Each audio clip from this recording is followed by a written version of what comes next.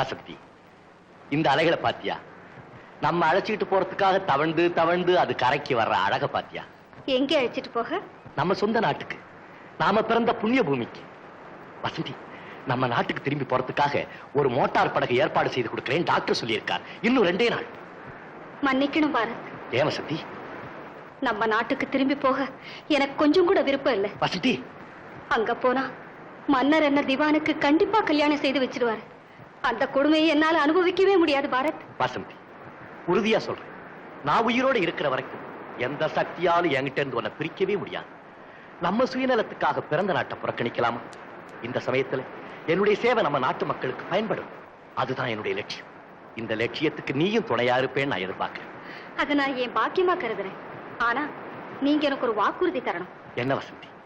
இளவரசி சித்திரலேகா உயிரோட இருக்கிறது யாருக்குமே தெரியக்கூடாது. நீங்களே அதை மறந்து